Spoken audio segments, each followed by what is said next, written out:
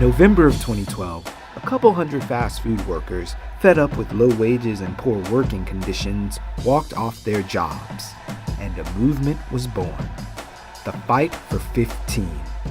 This April 15th, workers in 43 countries and 200 American cities took to the streets to demand the right to unionize and a minimum wage of $15 an hour in this country. That's more than twice the current federal minimum of $7.25. So you could be at work right now or going to jail this afternoon, but you chose to put your body on the line. Why? The same reasons we just described. It needs to be done. It's time. It's time. This inequality has to stop. The workers deserve decent wage, fair wages, respect, dignity, and safety at the job, man. People shouldn't be dying. Why is this your fight? It's a fight for all. It's a fight for social economic justice. It's time to raise the floor and to cut the bullshit. We need to ask for responsibility from corporations and, more importantly, the government to protect all people and allow them the opportunity to live a balanced life. And you're ready to use your body to defend that. Absolutely. I'm here.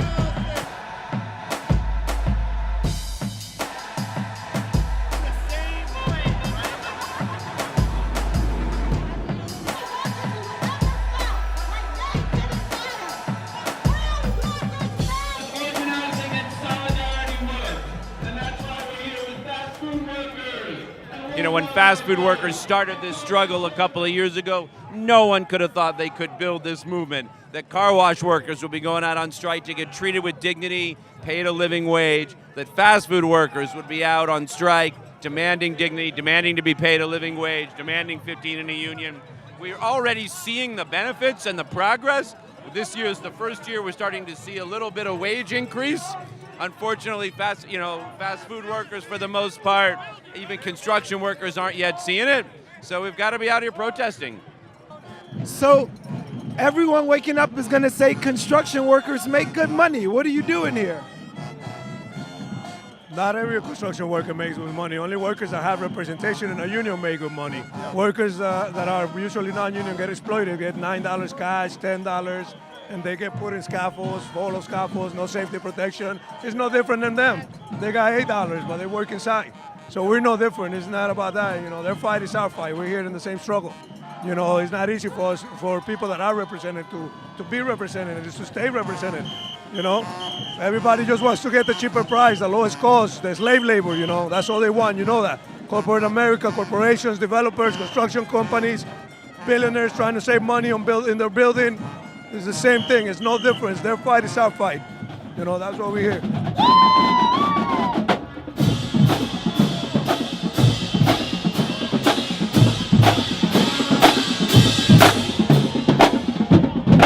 The fast food employees no longer just a college student, no longer just, one person. They're raising families, and, we have to make sure that they can afford to feed their families. So why are you standing in the middle of Flatbush this morning instead of working for your wage? Well, if we don't do it now, when else are we going to contribute? This is a support. I have to support, so I have to be here, represent. That's the least that I could do, and everybody else here is obviously supporting, so.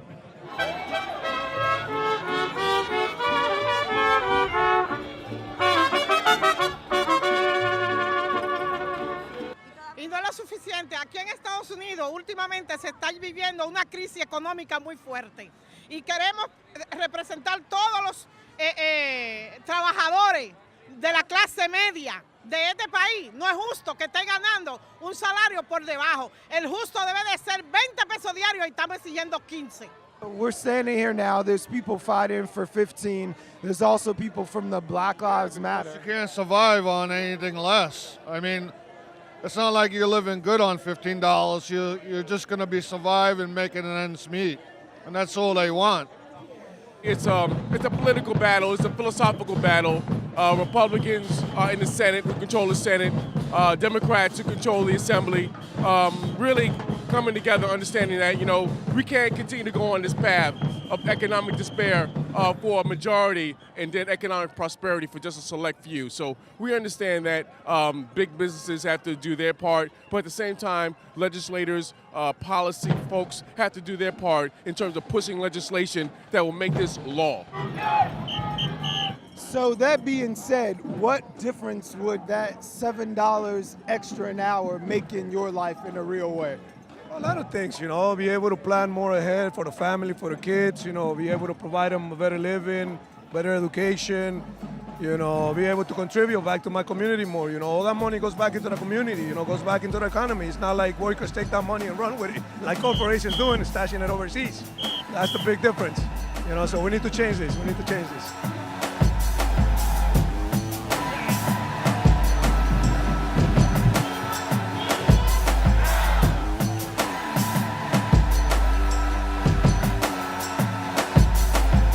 Awesome footage right there. Very good. Our co-host and one of our senior producers here at BRIC, he's amazing. Brian Vines, thank you for that. Yeah, by any metrics, a successful rally and march and, so much support across the nation and around the world. Absolutely. Well, the Fight for 15 movement is calling for a minimum wage of $15, a little more than twice the current federal minimum wage. In New York City, according to several studies, a living wage would reduce poverty by 17%. Even factoring in anticipated job losses as a result of the raise. Now, this would seem to refute the premise that increasing wages will decrease the number of jobs. Of course, higher wage advocates argue that economic equality and economic growth are not mutually exclusive. Mm-hmm. So what now? If it's not a fast food worker only issue, how will it have a bigger impact on policy and on corporations? We just saw the video of the rally, and now to continue the conversation, we're being joined by organizer Carrie Kelly, founder of Citizen Well, thank you for being here, and Vaunja Katuo, wellness activist and yoga instructor in Harlem, thank you for being here. And we also want to welcome Audrey Sasson, campaign director for Walmart Free NYC at United Food and Commercial Workers. Thank you for being here. So let's start with how all of you got involved with the Fight for 15 movement. Yeah. We are, Citizen Well is organizing the well-being community. There are 50 million of us in the U.S. around issues of well-being, social justice issues with an intention to democratize well-being for all people. And so when we talk about, what does it mean to be well, we could not ignore economic well-being and the fact that, half of this country is making less than $15 an hour. And so it was a no-brainer for us to get behind Raise the Wage and really be a stand for fair wages and for well-being for all people. Okay. It's interesting how you connected the two. It's kind of like but you have to hear it sometimes. Right. Yeah. Exactly. Right. Yeah. Well, coming across the table, Vaunja, you're a yoga instructor. Yes. So please tell us how you go from being a yoga instructor to being involved in the Fight for 15 movement. I think it's our social responsibility as yoga instructors to not only tune into the physical practice, but tune into the interconnectedness of all things around us, and that means actually connecting to people in this city of about 8 million people. Like, you have to be able to look at people, see their hearts, and see where they're coming from. So when you take that into consideration, I felt really deep in my core that this is a fight for me as well as a yoga instructor at studio rates for my hour, as well as for my peers, my younger brother, some peers that are older than me. There's a lot of people out there that need to be able to find a balanced life, and that's all I ask of my students, is to look into self and figure out an area of your life that isn't serving you and let that go, and how can you uplift yourself so you can create a balanced frame of being, a new lifestyle, a way of being. And they don't get that. They don't get to take advantage of making their own lifestyle choices if they're not getting paid a fair wage. Absolutely, absolutely. Everybody knows what it feels like when the pennies are tight and you gotta, be super careful. But I think that a misconception among a lot of people is that it's fast food workers and jobs that nobody else kind of wants to take, and jobs that maybe were considered for like students before, but that's not the case anymore, right, Audrey? Definitely not. You know, I'm with Walmart Free NYC. We're a coalition that has been fighting to keep Walmart out of the 5 boroughs for many years. We've been successful in that. But in addition to that, we're a coalition of community and labor groups, clergy, elected officials, New York residents who care about the jobs that we create and that we encourage in our city. And so we know that that is absolutely not the case. That retail is the fastest growing sector in the U.S. economy right now. Low wage work is the fastest growing after the recession. So there's been a recovery, but that recovery has been in low wage jobs, not, you know, with part-time erratic schedules that are not sustainable for families, and where people have to rely on public assistance in order to make ends meet, which obviously we're all paying for this low wage economy through our tax dollars. And so Walmart Free NYC has been involved with the Fight for 15 as part of our larger involvement in the fight to make change at Walmart, to change the economy as a whole. We're involved in that through our ally work with the workers themselves that are members of Organization United for Respect at Walmart. They've been fighting across the country for 15 an hour and full-time schedules, and we work, you know, alongside them to both keep Walmart out and also improve conditions at Walmart as the largest private employer in the world. Right. And speaking of Walmart, speaking of, and I mean, I didn't get all of the details, but I heard that they shut down a couple of stores, several, you know, couple thousand, I think. Don't quote me. People got fired, but they said that it was like in retaliation to people kind of rising up. Is that a fear that you guys think that is legitimate in the climate? Like, why should I pay you more than what I'm paying you now amongst corporations? Yeah, I mean, I think it takes great courage for people to find their voice and to step out and to risk their livelihood. Yeah. It's absolutely a risk, and you know, we were very much, you know, at the Fight for 15 as allies. You know, many people in our community are not suffering from minimum wage, right? So we were showing up because we felt like it was our value system implores us to show up in solidarity with people who are suffering, who can't feed their children, who can't pay their rent. But for many people, like, they are showing up for survival. That's for real. And so, yeah, I think it takes great courage for people to be standing up, and you have corporations who are retaliating, who are acting, who are fighting back. And so it requires, I think, the commitment of like all of these different coalitions. I mean, we are a group of like unlikely allies to some extent, to really show up in solidarity and have the back of these low-wage workers, so that we can build power on the ground that stands up to the power at the corporate level. No. Back to Walmart. No, because I was watching it on the news, and it was like, you know, all of a sudden they're closing these stores, and, you know, there's plumbing issues or something like that, and then it comes out later that, you know, these workers had been, you know, protesting. That's right. So what are some of the more egregious practices that you've maybe seen Walmart sort of ensue, and do they in fact have plumbing issues? Well, it's hard to say whether they have plumbing issues. It's a little suspect given that they haven't pulled any permits for any plumbing work, and that the cities where it's sort of 5 different stores in 4 different states having simultaneous and a sort of national emergency plumbing crisis. So there's been no evidence that they have an actual crisis on the plumbing level. There is evidence that workers have been organizing and fighting back, and that one of the 5 stores that they closed down is the one with the longest history in organizing. The store in Pico Rivera is the first store that went on strike. The workers there are very organized, and they're fighting back, so they kind of messed with the wrong wrong crew.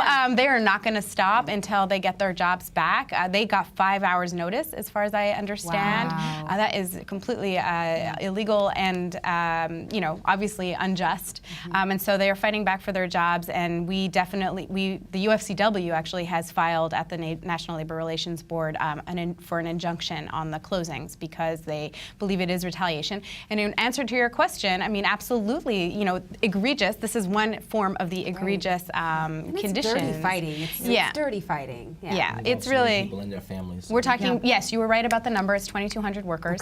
500 plus at the Pico Rivera store in California alone, where they had the first sit-down strike and the first ever strike that inspired also the fast food movement to do their strikes. So this is a group of workers that they're clearly retaliating against. Okay, so let's talk a little bit about why $15 an hour is really important, specifically in New York, one of the most expensive cities in the world. And Aaron and I were talking about this. Like $15 in New York is one thing. $15 in like Mississippi is what he said to me. It's a different It's thing. a different thing. Well, let's talk about why it's so important here. Yeah. I think it's just overall cost. If you think about, you know, you leave your house in the morning, it's fare just went up to $2.75 to get on the train. Yep. That's more than a slice of pizza. Mm-hmm. You know what I mean? So there you go. Constantly consuming, and then you are maybe working 2 part-time jobs.